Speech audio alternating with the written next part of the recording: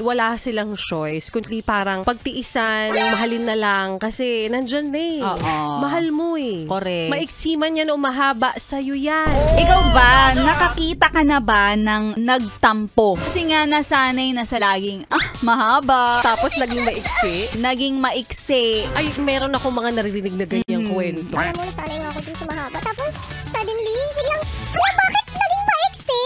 Wala silang choice, kundi parang pagtiisan, mahalin na lang kasi nandyan na eh. Mahal mo eh. Correct. Maiksi man yan o mahaba, sa'yo yan. Ikaw ba? Oo Naranasan mo na naman. yun? Oo, magtatampo talaga. Ako, sanay talaga ako ever since like Barisa sa mahaba. Pihira talaga na nakakakita ako ng maiksi. Nararanasan ko lagi yung mga mahahaba. At saka na talagang nakakatanggap ng mga papuri yung mga mahahabang yan. Mas na-appreciate natin yung mahaba. Lalo na sa ating mga babae. Ay, oo. Mas gusto natin yung mahaba. Na-realize ko dati ang hilig ko sa mahaba. Pero kung maging maiksi, okay lang. Basta hindi maghihiwalay.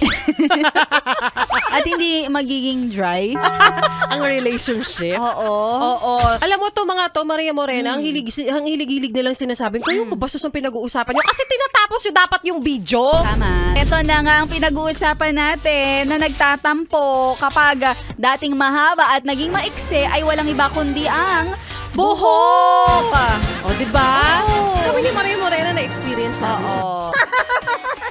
Napayes ka ba sa napanood mo, yes friend? Alam mo na ang gagawin mo, ha? Hit like and subscribe. And click the notification bell para ma-update ka namin. Kung gusto mo, mag-comment ka pa. Hindi ka namin iisnabin. Go, yes, friend!